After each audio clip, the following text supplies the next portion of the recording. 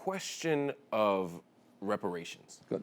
has been a question that has been bounced around a lot lately. Yes. And I've heard a lot of candidates answer it in a lot of different ways. Yeah. I'm not sure we always have the specificity about what we're talking about when we say reparations. You don't in many cases. So I'm going to ask a very specific question. Yeah. Do you support policies that are specifically targeted to the American descendants of slavery? Absolutely. Okay. Now, I'm a co-sponsor along with Cory Booker, who introduced the bill, of a study about reparations. And by that, what I mean is that it is terribly important to begin to really understand and discuss the horrific impact of slavery, and we don't do that. You know, I'm fairly well educated. I went to the University of Chicago. I will tell you that I don't believe I ever took a course which talked about those issues, which talked about what happened in the South and after the Civil War and the rise of Jim Crow and all of that stuff that you know very, very well. So we need to have that thorough discussion, which the American people, I think, by and large, do not fully understand.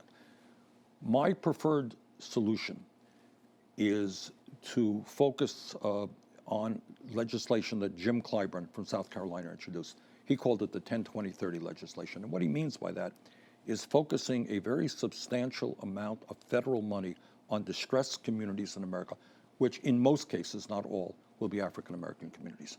All right. So that means paying attention and rebuilding schools, making sure that the young people who are graduating high school are not falling through the cracks, that they have the job training or the ability to go to college, making sure that there is decent housing, make sure that the environment in those communities is adequate, is good, making sure that everybody has health care. So the answer is that right now we have massive racial disparities in this country.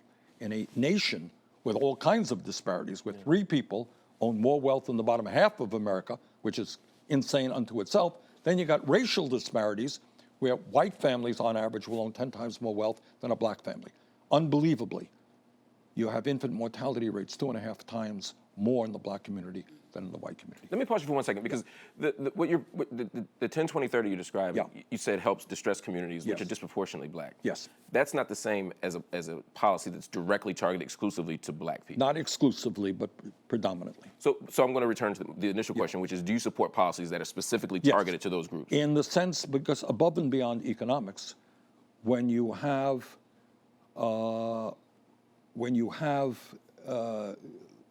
blatant discrimination, that is impacting the black community.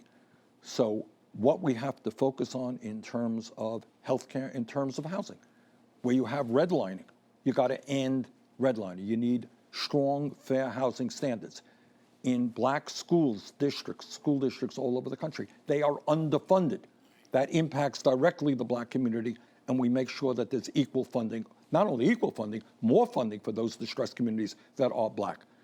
So to end the racism that exists in this country all across the board, whether it is in housing, whether it is in criminal justice, for God's sakes, that would be the clearest example.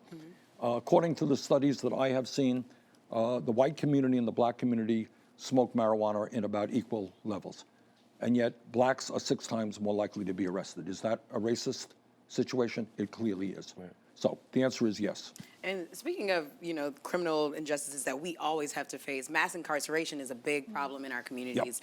Yep. And there's been so many times where we wanted to get people out. We were talking about yesterday how people just don't have bail money. People just don't have the access to resources that will level out the playing field. So what are some of the ways that we can fix the mass incarceration that our communities always have to I'm working with, you guys know Sean King. Of course. Yeah, Sean has been active on the campaign, and he has been very helpful in guiding me on these areas. You raised one issue, which, again, I'm a United States Senator. I should have known this. I didn't know this until a couple of years ago, and I wonder how many of the viewers know this.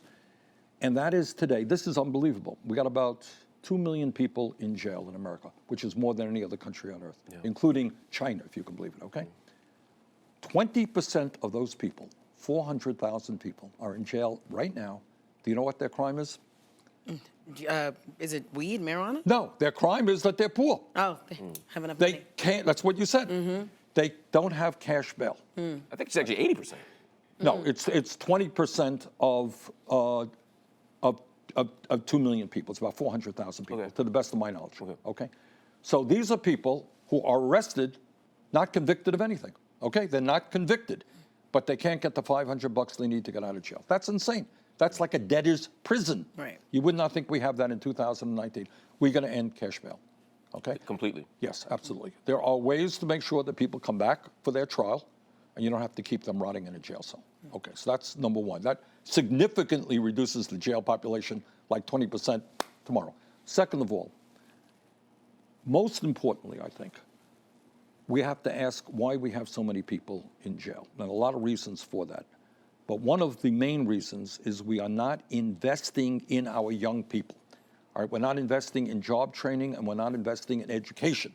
And we leave too many kids falling through the cracks who go out on the street and say, the only way I can make money is doing something illegal, all right? And they end up in jail. We can have a profound impact as a nation, and we are a rich enough nation to be able to do that, in which we are going to say loudly and proudly that no child will fall through the crack. We're not going to let you drop out of school. We're not going to let you just wander and end up in jail. We are going to train you to get the jobs that you need. If you need, mental health counseling, we're going to provide that to you. But you ain't going to fall through the crack and see your life destroyed, okay? That is enormously important. So we invest in jobs and education rather than jails and incarceration. We don't need more jails, all right? But we do need to make sure that our kids are getting the education and the job training that they need.